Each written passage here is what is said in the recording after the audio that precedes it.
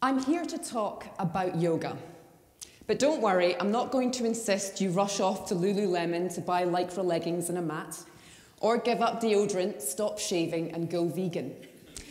In fact, what I'm here to argue is, doing anything with attention is doing yoga. I want to take you back 3 years. It's 2014, and for me, it was an eat, pray, love kind of year. I'd like to think I was just like Julia Roberts in the Hollywood movie. I was in a fulfilling relationship living in the heart of London, and I'd just been given the biggest opportunity of my career to date. Reuters, the world's largest multimedia news provider, wanted me to, and I quote, reinvent TV news. No pressure. Long story short, they asked me to launch an app for iPhones that took advantage of all of Reuters' assets, including its exclusive storytelling, rich visuals, and the expertise of over 2,000 journalists. Now, hands up, launching any new startup, even in an organisation as vast as Reuters, is a bit stressful. But you know it's bad when you actually start considering restricting your water intake because you just don't have time to go to the toilet. By the autumn, I was quite tired and in need of the reset button.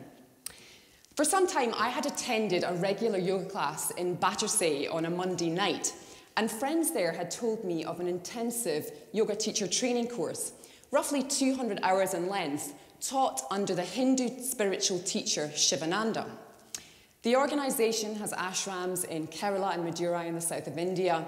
There's an ashram in the Himalayas, and then there's the one I just happened to land on, Paradise Island in the Bahamas. I took the time off work and signed up.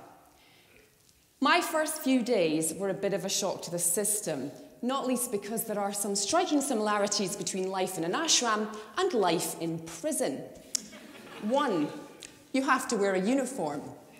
2, my living quarters consisted of a tent, a bed, and a bedside table and lamp.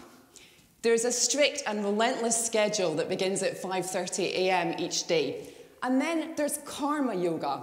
In my case, scrubbing pots for an hour each day, which is mandatory. Coffee, alcohol, garlic, anything that stimulates the body is forbidden, and sex is completely off limits. It took a while to settle in.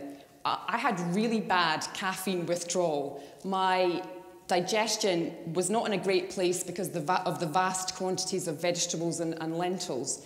I was exhausted by the lack of sleep, and my hips were screaming from the hours sitting cross-legged in silent meditation. But I stuck it out, and over the weeks, I became completely hooked on the yoga, stimulated by the teaching, and I made some amazing friends. My body and mind relaxed and opened. I got back into Heathrow in January 2015, and I went from this to this. Even getting on the tube in rush hour was hideous. Crushed bodies, no eye contact, a grim resolve to get to work. I suddenly realised there were 2 types of people in Canary Wharf where I work. The people that walk really fast and are really important, and the people that sort of wander around in a trance, standing in doorways with cigarettes hanging out their mouths, sort of happy to stare blankly into the distance. I was determined to become neither. I needed to preserve a bit of ashram magic. I needed it in my everyday life. And it was my wish to share what I'd learned with my colleagues at work. So my first step was to set up a regular class in the office. Now, when I imagined myself teaching yoga, I had a vision of a beautiful studio with plinky-plonky music, a whiff of incense, and a large Buddha at my altar as inspiration. That's quite difficult to achieve in a 10-storey office block in the heart of London's banking district. In fact, the only place I could find was the Reuters cafeteria. Now, I'm not knocking it, but you can forget sandalwood floorboards and twinkly lights. Instead, think rows of tables, harsh LED lighting, and an aroma that blends a whiff of cooked food with industrial-strength bleach. I remember one of my first classes easing the participants into downward dog or inverted V.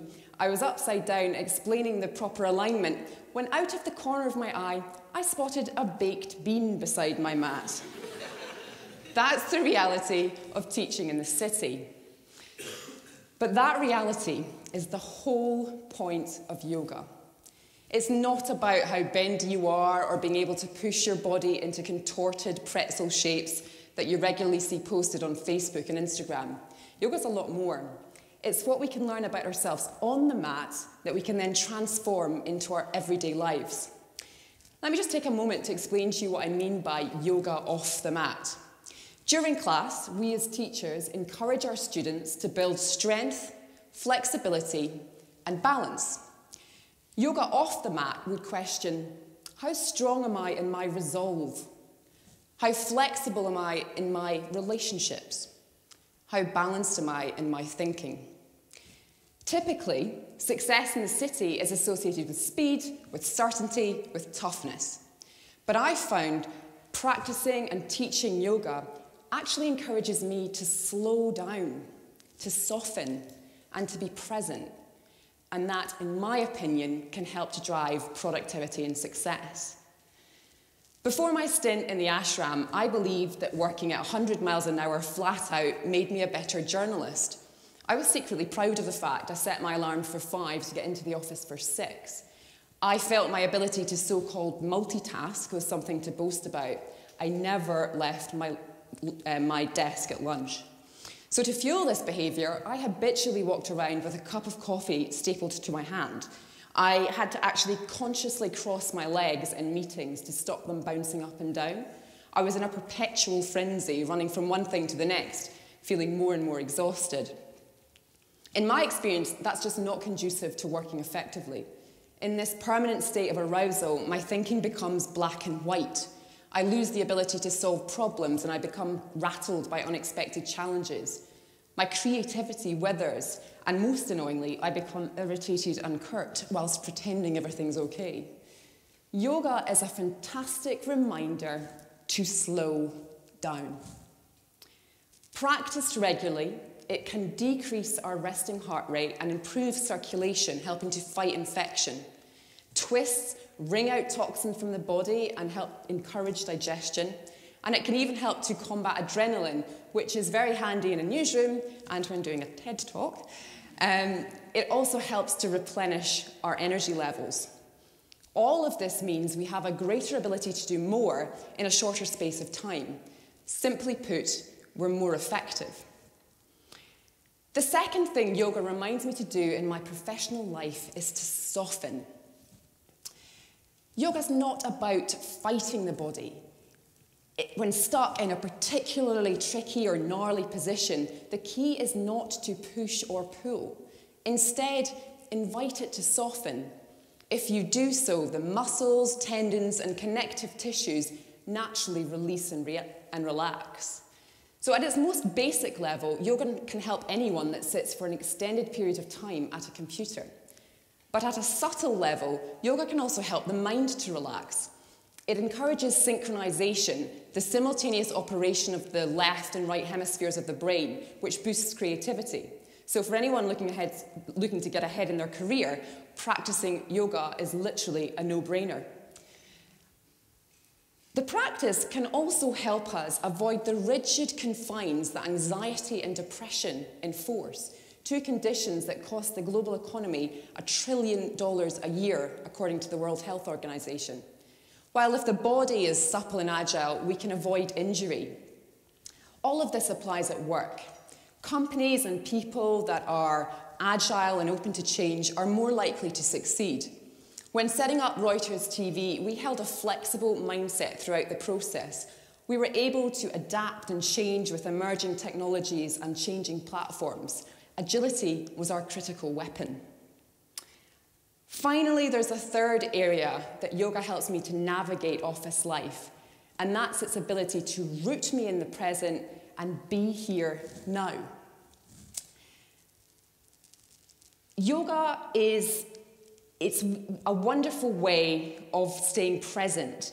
The Yoga Sutras of Patanjali, written in 4 BC, describe it as chitta vritti nirodha, translated as stopping the fluctuations of incessant thought waves of the mind. In other words, yoga helps to quieten that unhelpful mental chatter that's taking place constantly in our heads, even now, right?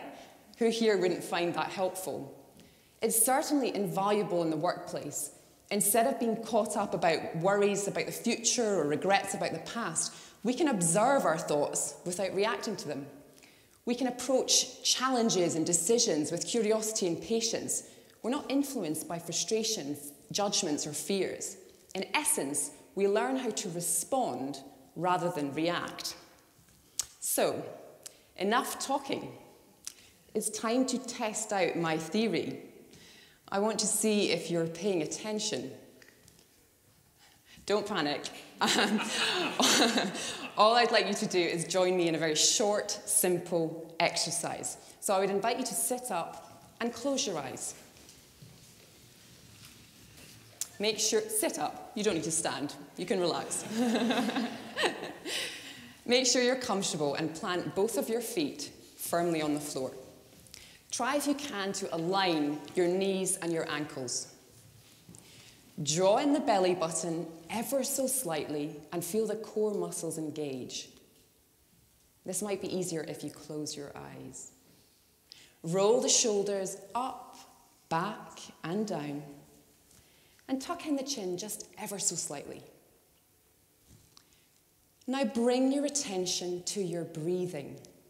Take a slow, deep breath in through the nostrils. And as you do so, notice the belly and ribs expand and inflate. On the exhale, witness the abdomen contract and the belly button move back towards the spine. Inhaling, notice the expansion. Exhale, witness the flatten. Inhaling deeply. Exhale. Now, staying with the breath, I'd like you to bring your attention to your feet. Go into your shoes. Become aware of your socks or tights. Perhaps you can feel the rim of your socks around your ankles. Notice the texture of the material against your skin and keep breathing.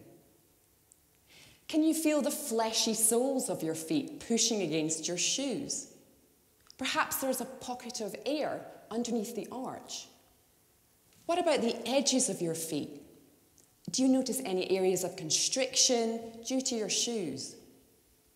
Now, without moving your feet, keeping them perfectly still, I'd like you to bring your attention to your big toe, your second toe, your third toe, your fourth toe, your fifth toe.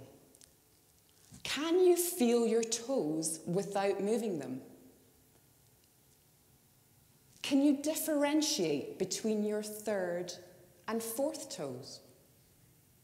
Just be careful, that's probably your big toe. Keep breathing. How do you know your toes are there if you don't move them? Perhaps you can feel a slight vibration. Perhaps you don't feel anything. Just keep breathing. The basis of any mindfulness or yoga is the ability to come back to the breath. It's the first thing we do when we come into the world and the last thing we do when we leave. We might as well have the best relationship we can with it. Okay, your toes are fine. Come back into the room, very gently wiggling the feet, blinking the eyes open. Thank you very much for taking part in that exercise. Now, during that exercise, you may have been able to identify every single toe, or perhaps you didn't feel anything. Either way, it doesn't matter. But I hope it might be enough of a catalyst for you to investigate the practice of yoga. All you need is your body and the floor, and maybe a little bit of self-discipline. But ultimately, as the yogi and author Jean Couch says, doing anything with attention is doing yoga. I would encourage you to apply the yoga in all aspects of your life and work, from the very basics of how you sit at your desk to how you make decisions and interact with your colleagues. You may find it goes beyond a form of stress management and actually begins to impact your productivity. When I went to the Bahamas, I wasn't sure what to expect. I was actually quite anxious. I might come back a hippie and swap my stilettos for socks and sandals. The reality is, I'm still the same person. If anything, I'm even more passionate about journalism. The overriding difference is, I now try to apply many of the principles of this ancient discipline, both on and off the mat. It takes a lot of practice, and I'm definitely a work in progress. But I have a little quote on the side of my desk as a reminder. Yoga's not about touching your toes. It's about what you learn on the way down. Namaste.